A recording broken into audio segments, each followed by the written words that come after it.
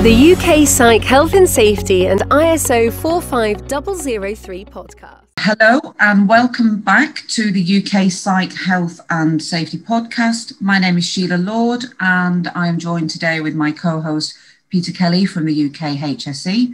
And our guest today is Sally Swingewood from BSI. She's the Leeds Standards Development Manager and has been very involved with the development of the newly released ISO 45003, as Peter tells me off for calling it 45003, the newly released 45003 standard, which was developed over the last few years. So Sally, if you could just kind of talk to us about the development of that standard, who was involved in getting it from where it started to where it is now, and just kind of bring us up to speed on the journey of that standard development. Sure. Hello, Sheila, Peter, thanks for having me here. So this is a standard we've wanted to develop for a very long time, but we put it off until ISO 45001, the requirement standard, was finished, because there was so much work to do on that. And we knew this wouldn't be a simple standard because attitudes towards psychological health and safety are different around the world and people deal with it differently. So we knew it was an issue that needed tackling, and we knew that many businesses simply didn't know where to start, even if they acknowledged there was a problem, which was also an issue in itself. So we've had about 40 countries involved in the active development of this standard, hundreds of experts over the last 3 years or so, which is brilliant because we bring together all that combined wisdom and experience of all those different countries and all those practitioners. And it ranges from professionals like Pete to users, people in industry who are experiencing it or trying to manage the impacts of psychosocial risk that isn't managed. So it was a good setup overall. Fantastic. So in terms of then these benefits for business, we've got this now at a global standard. We've got this kind of laid out now, in terms of this this international standard. What are going to be the benefits for businesses moving forward? There are so many benefits if you get this right. I think people are only just now beginning to understand what the risks are and how negative an impact psychosocial risk has if it is left unmanaged, if it's not dealt with. So there are human benefits, obviously, and there are also economic benefits, because if you haven't got a happy, engaged workforce, they're not working well for you. You're going to have more people going off sick. You're going to have people turn up to work who aren't really functioning well. You're likely to have a culture which is not settled and happy and productive. So your productivity is going to be lower if those risks aren't managed, which of course is going to have a direct impact on everything else you do. There are so many benefits if you get this right. Fantastic. And in terms of size of organisations, I speak to companies of all different sizes, so from having 4 or 5 employees to having 40,000 employees. And there is still, I think, a lack of understanding, a lack of awareness, a lack of knowledge from organisations around the kind of compliance and their legal responsibilities when it comes to psychological health and looking after risks and managing potential risks in the workplace. Now, in terms of the standard, we know it's a guidance document, isn't it? And it's not law, but it is the best guidance out there. What would you say to those organisations of a smaller size who think, well, actually, this doesn't apply to me?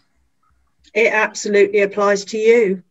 The smaller your organisation, the bigger the impact of something going wrong. Absolutely. So actually, if you've got 40,000 employees, you can probably weather some of it. Yeah. If you've got 4 employees and somebody isn't coping for whatever reason, that's going to massively impact your organisation. Really, you just need to start having those conversations and build your awareness of what causes problems so that you can engineer them out in the first place. So you're not dealing with the impact, you're trying to actually stop the impact in the first place. So since the standard released last week, didn't it, on was it the 8th of June? That's right. So since then, what kind of interest are you seeing generally in industry since its announcement? Well, I think social media is a great indicator. I have never seen so many posts and conversations, and it's really fantastic to see how many initiatives are out there, not just the standard, but people picking it up and talking about it and just talking about the concepts that are in it.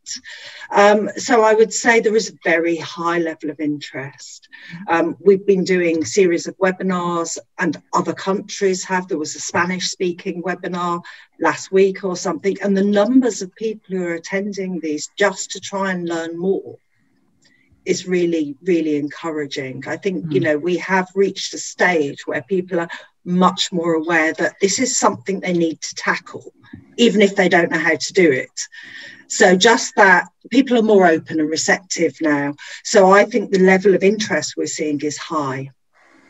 I think it was because of the quality of the committee members that you had. Oh, absolutely, Peter. Yourself being a fine example. Thank you.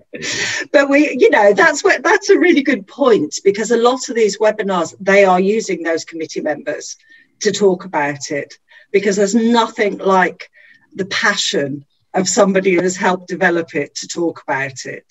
We've had so many brilliant discussions over the course of the last 3 years. So to get those experts talking about it and answering the public's questions is absolutely the right way forward. I think the technical term was animated discourse. Very technical term. I'm sure if we were in ISO 45003 now, we'd spend about 3 hours trying to define what that is. But Sally, me and you have been on this journey for 3 years. Are you happy with what we've come out with at the end? I'm so happy with what we've come out with. I think it's, you know, there have been so many days, weeks, months of meetings and discussions, and some, as you say, very animated discussions. But I think what we've come out with is a really good standard. It's in standards terms, very easy to read and simple to use. Standards can be difficult, not least because they have to be translated into so many languages. So English is actually the language that suffers a lot of the time, because we end up with convoluted sentences, so they will be translated without getting messed up. But that can make it quite difficult for English speakers. So I'm pleased with the level we've got. Yeah, I know it was an interesting experience, having not been on a standards before, to go through it. And I certainly learned a lot in that process. Do you think the irony of the timing of this standard, in that where we find ourselves now at the start, the start of a pandemic, or should I say the middle of the pandemic? Yeah. Do you think if it had come out before, it would have still had the same impact? Probably not. I think the pandemic really has shone a light on how big an issue this is. And perhaps people who weren't actively aware of their own psychological health before almost certainly are now. And they've seen it in their families as well as their friends and their co-workers. So the timing couldn't be better in some ways, because people are more receptive to it, because we've had a pandemic and we're still trying to deal with it. Yeah. Can you, for those of the audience here who are not familiar with standards development, could you explain why 45,001 was so important and led to 45,003?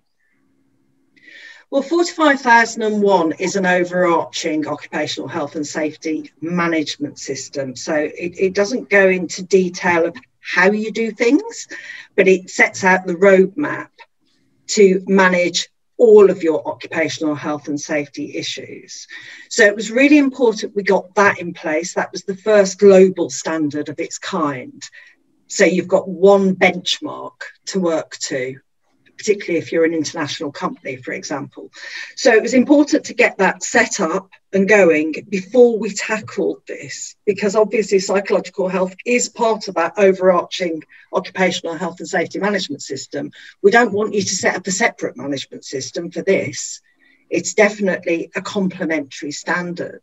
So we needed one in place to do the other, but it's also recognising that within occupational health and safety standards, management systems, often the focus is on safety, physical safety, and people don't actually still manage health quite as robustly, quite as widely as they should. And this is a specific area that gets overlooked, shall we say, or neglected, because people simply don't know how to do it.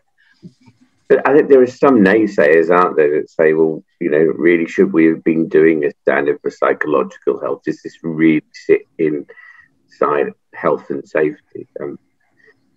I and you know it does, but obviously there is a part of that is getting people to realise that actually there's a continuum in people's experience of health and safety, isn't there? And there's a continuum in psychological health and safety.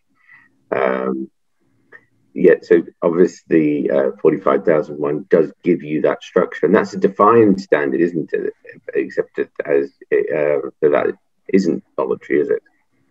Sorry, I didn't. 45,001 isn't a voluntary standard. It's been accepted by some countries. Oh, in some countries it has. In some countries it is now the basis for their legislation. I mean, all standards are voluntary. Yes.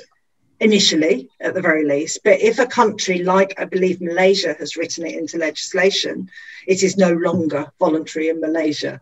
And in other ways, it can be a contractual requirement. So then it stops being voluntary as well. 45,003, of course, it's brand new. So it's entirely voluntary at this stage. But again, it may develop in parts of the world, particularly those parts of the world that don't have legislation. Standards are often used as the basis of legislation for countries that don't yet have anything. So, And again, Sally, the standard, I see a lot of approaches, and when I look across like what's happened in wellbeing over the years, that are very reactive. So things like mental health first aid, resilience training, stress training, this type of thing, all of which are good parts of a wellbeing program, but not necessarily a solution in themselves. And what's your views about, you know, for something like 5003, this needs to be more of a cultural change, doesn't it? Led from the top, very systemic, very organic, and it's got to evolve, hasn't it? If organisations don't have those cultures, they can't just go out buying a standard and a framework in place. It's not going to happen overnight, is it? No, you're going to have to work at it. But equally, just by beginning the conversation, you're already evolving. Yeah. So, and you know, Pete said about naysayers. Yeah, we've had some, and we've had people who say only psychologists should deal with this, and not say line managers or business owners. But really, we only need to call the psychologist in if you haven't managed the risk in the first place. So, you know, by getting those decision makers, the people at the very top, working on this, you can manage out those risks in the first place. Not all of them, but a lot of them. And you can certainly reduce the negative impacts if you take it from that top level. And if you know, employees see their leaders acting in the right way, supporting that culture, perhaps not overworking, you know, that kind of thing. Don't say that it's a really good thing to do 18-hour days and never get up from your desk or never take holidays. We know there are organisations where there's this sort of culture of I've worked harder than you have. That's no good for us. Absolutely, absolutely. And you're right. And then this comes up time and time again, doesn't it, Peter, every time we do the podcast, is that it has to be led from the front with this genuine and compassionate leadership, where leaders are modeling the behaviors, because behaviors are learned. It's no different than a parent-child relationship, is it? That we learn from those that are our peers and those that are our models. That's where we're modeling these behaviors. We certainly learn and model those behaviors, but I think the issue is that there needs to be a system or a process around it to make it work. Sally, you almost automatically then, when talking about it, was talking about the hierarchy of control, and which is a principle in safety management where you seek to eliminate the risk. Now, Sally will confirm that when we first started out on this journey, I had a major issue with elimination of a risk. If someone has fundamentally got a job that's stressful, how do you eliminate? Do you take the job away? And we've come to the conclusion on our journey, rightly so, that you need to take elements of the job away. So actually, it is almost by default doing the primary intervention at an organizational level. What is it about the job, and how can you make the job differently? I guess for me, it's been a personal journey with the hierarchy of control and the primary, secondary, and tertiary, which we've spoken about previously. But I'm sure this will be music to Jason's, Sheehy's ears. Yes. That we're talking about this. But Sally, we spent a very, very long time on certain sections, as you recall, in developing this standard. Of those sections, which in your mind you think has going to have the most impact, and also is likely to give organisations a set of tools that they can use?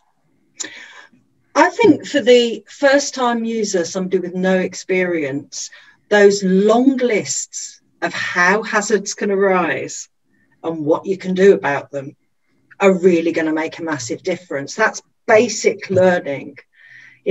How work is organised. Here's some things that can happen that can cause problems.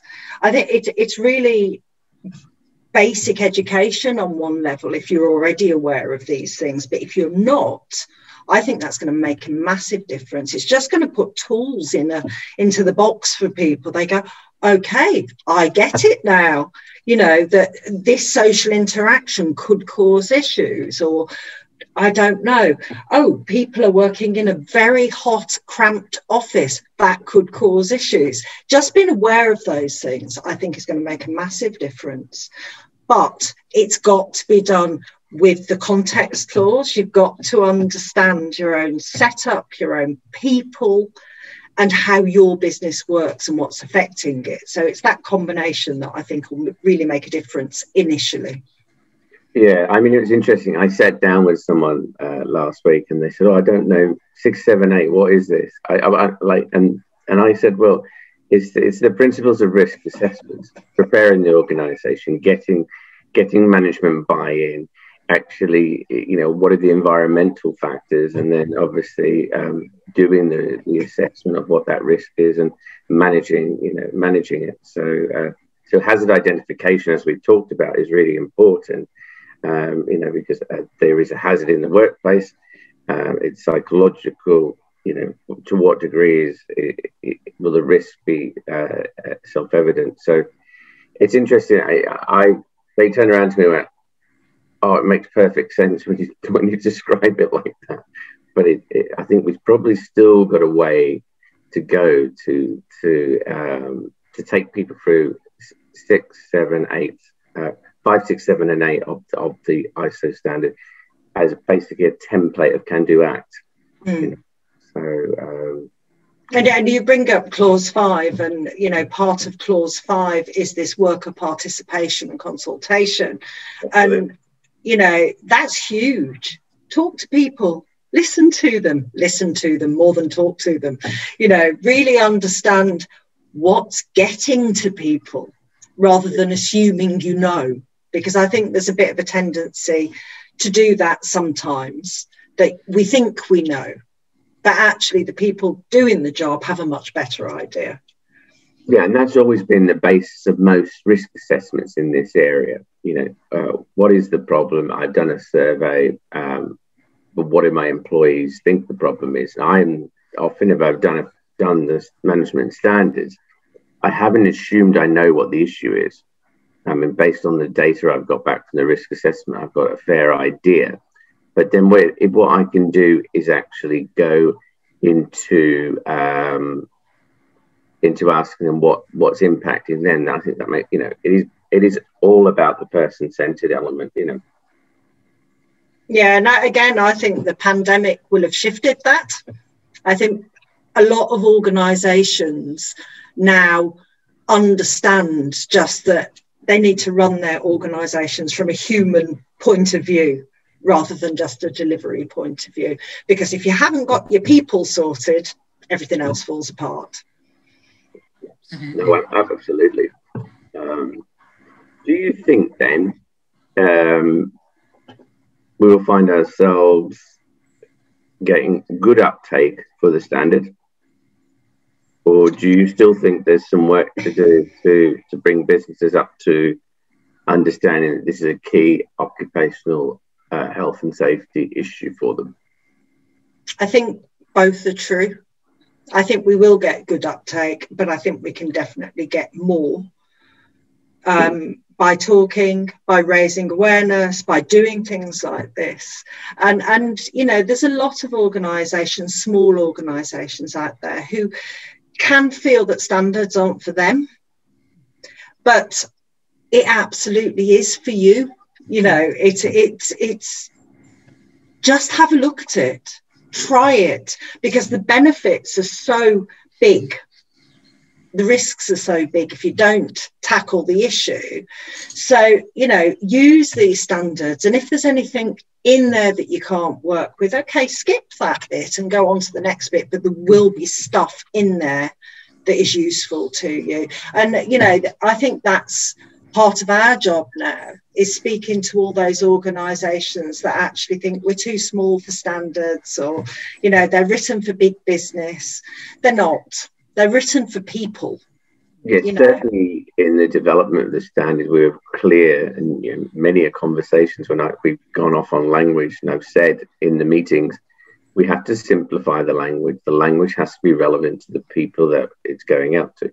And this may not be a large multinational with a team of health and safety professionals. It may be a small, medium enterprise that chooses to do that. I believe, though, that SMEs up to a certain amount of people may be able to get the standard free. Is that the case? That is true. Yes, BSI is making the standard free to download for smaller organisations. Just from the BSI shop page, there's a button you can press, and you fill in a very short form just saying how big your organisation is, and then they'll email you a free copy. So please take advantage of that. There's so much to gain and nothing to lose. Absolutely, and it's only 30 pages. It sounds like a lot, doesn't it? Contextualise that, Sally, with what other standards. 6 pages is nothing. So there's 24 pages of actual things that you need to read. So let's start there. But, there are standards out there that are 100 pages long or more. And we did work very hard to make this shorter and more accessible. But bear in mind also that some of those 24 pages are these long lists of examples that should help people. It's not 24 pages of hard reading. A lot of it is, here's a whole bunch of things you can look at and see how they apply to you. So, don't be put off by 24 pages. It's not as bad as it sounds. No, it actually isn't, in comparison to what it could have been when we were looking at about 80 or 90 pages. I was in despair. I don't think you're going to get smaller organisations to look at 80 pages. It relates back when we first developed the management standards. Our first standard for demands was 30 pages long, and it was an absolute scholarly piece. But we took it to the businesses, and they turned around and went, "You're barking mad if you think we'll look at 30 pages." And we had to change our standard down to 1 page, and we did it. But actually, I think people need that information. They need short bits of information, but they need it in detail, don't they? Well, that's the balancing act, isn't it? Yeah. We can make it really, really short, but will it give you what you need? And particularly in a subject like this, where people are asking for information, they're saying, but we don't really understand. Can you explain? Can you give examples? That's the trade-off. It is longer because we've got that explanation, those examples in there to help the user. How do we fight, and we've had this conversation at committee, but how do you fight the perception of certain people that say that mental ill health and stress and these are all related to individual issues, and they're not there for the organisation to deal with? Actually, there's something wrong with the individual, and we have to change the individual. The standard was very clear about the requirement of the organisation to manage sources of psychological ill health. And we steered very, very rightly clear of recommending individual responses such as resilience or mindfulness training.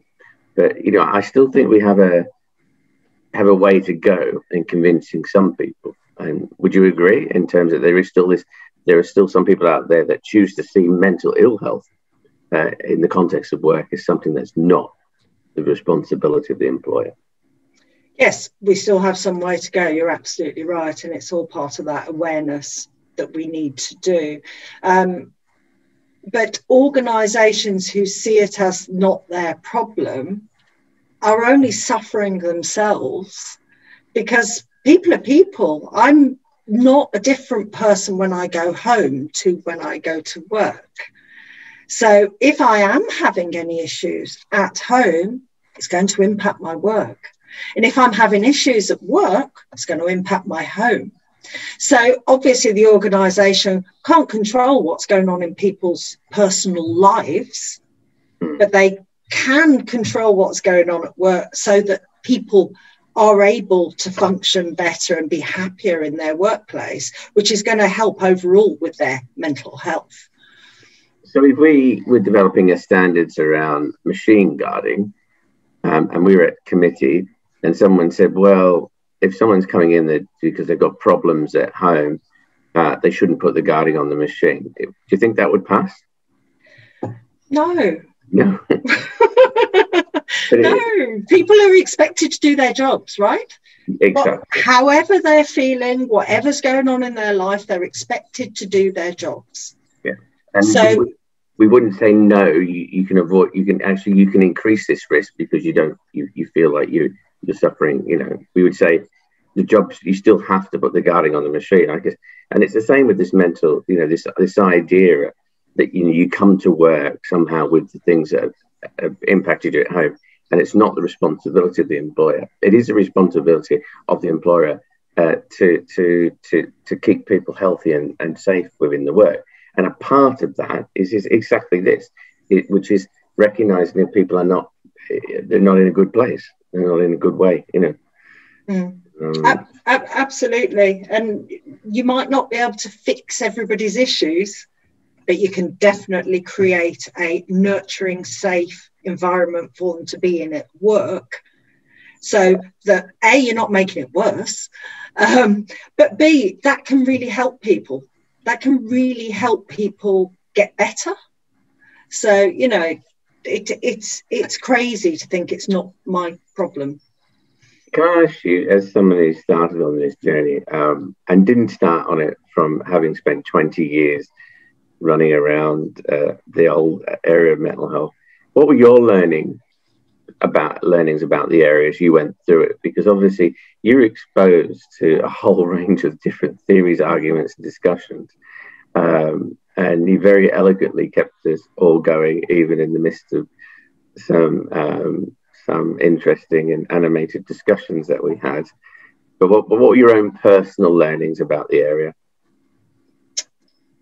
It's very, very difficult to say, Peter, because I've learned so much I have learnt masses, and I think I'm somebody who was always open to it. It was never something I denied or thought wasn't a problem.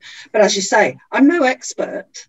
It was very much a learning curve. And I think the whole really understanding why personal interventions isn't the answer was a big learning. I never felt it was, but now I really understand the why of it in a different way to before. I think, just really examining all of the hazards, getting a broader understanding of how they can arise and how they interact with each other, and the effect that psychological health, psychosocial risks can have on your physical health. That was big learning for me as well.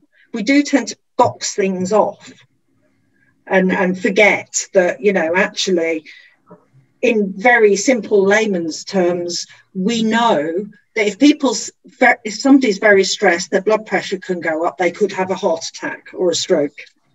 But understanding it more broadly than that, I think, has been big learning for me. Yeah. It's interesting you say I'm not an expert, but your introduction to the standard at the beginning, it couldn't have been done any better, even by half of the experts on the committee, because I think you have acquired a working understanding, and I think that's really important. Is that if you, as someone who is coming to the area, obviously from a standards perspective, but also as almost like a sponge learning about it, is that if you can go on that journey as you have and understand it, then that gives us hope that other people will actually be able to do that. And the decision for us on that standard was to make it as relevant to as many people as possible, because it was such an important area pre-pandemic.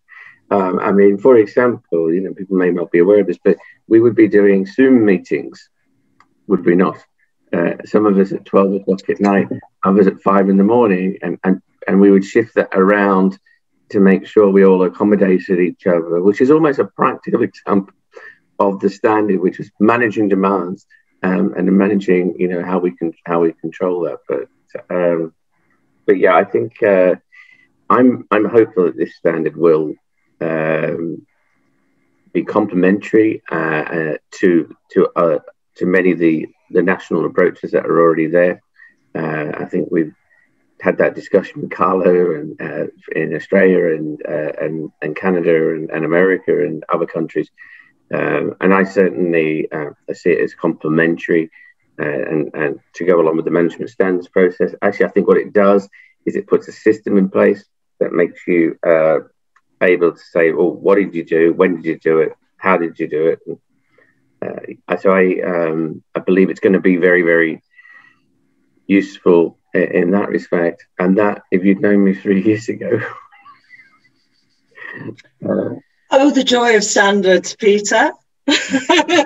We get consensus in the end. Yeah. And then we develop a product that we know is useful and we can be proud of because we got consensus. Yeah. It's a joy, isn't it? Huh? Sometimes kicking, yes.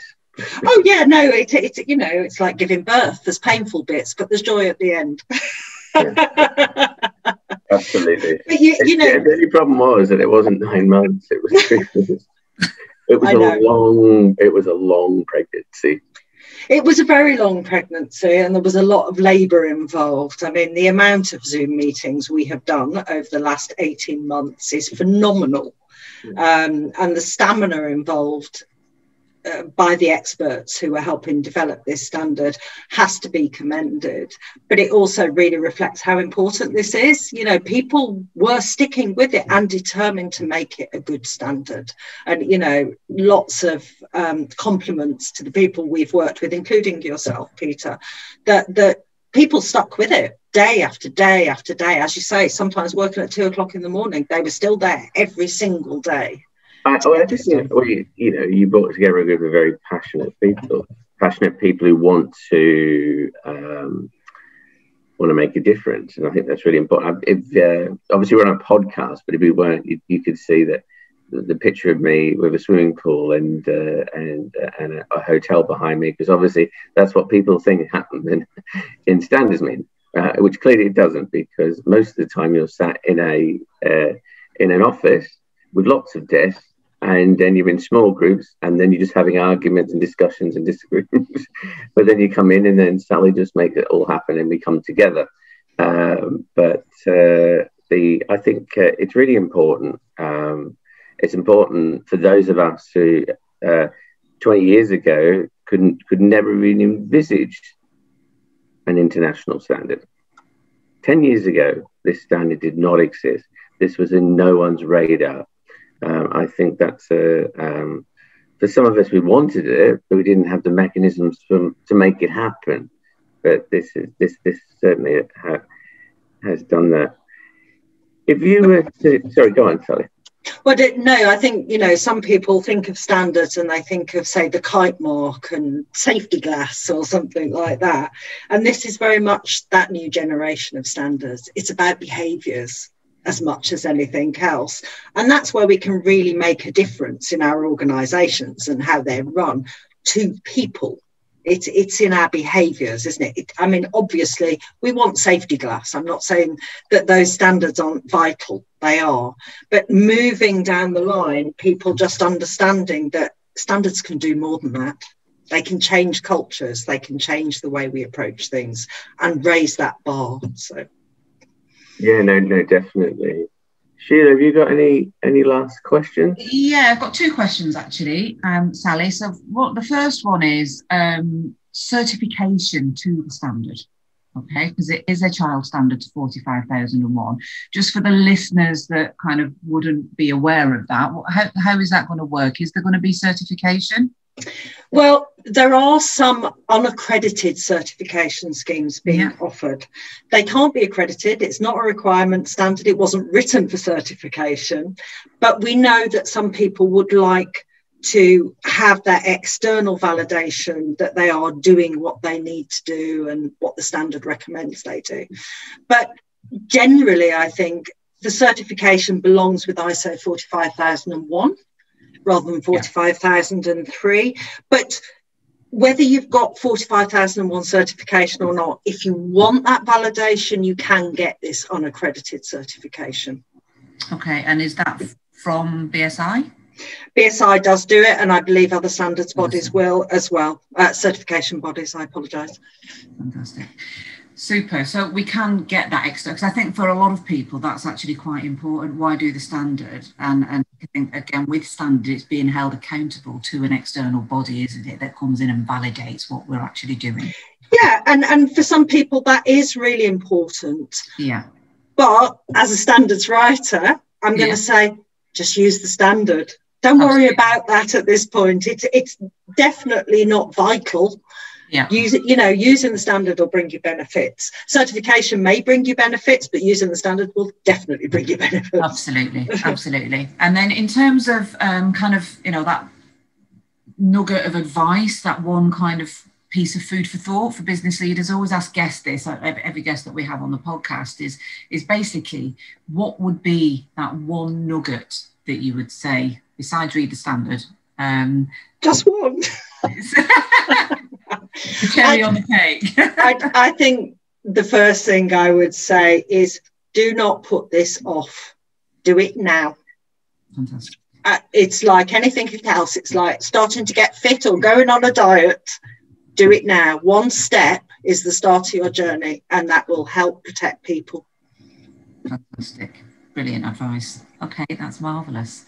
Pete, before we wrap up, any more questions from yourself or any more food for thought for Sally? No, I actually think it's been remarkably pleasurable in the end. I think we've got a tremendous opportunity here to make a real difference in people's working lives. Mental ill health will not go away. And mental health, the promotion of psychological health, is going to be pivotal to the recovery of businesses post-COVID, post-recession, and to the next generation as we deal with the backlog of mental health issues that were associated with this pandemic. Excellent. Okay, well, can I just say as well, from me to you guys, and probably from everybody who's listening, thanks for all your hard work and effort over the last few years in bringing the standard to the fore. It's been a great product that's come out at the end of it. So we just need to get those people, get everybody in industry adopting it now. So thank you.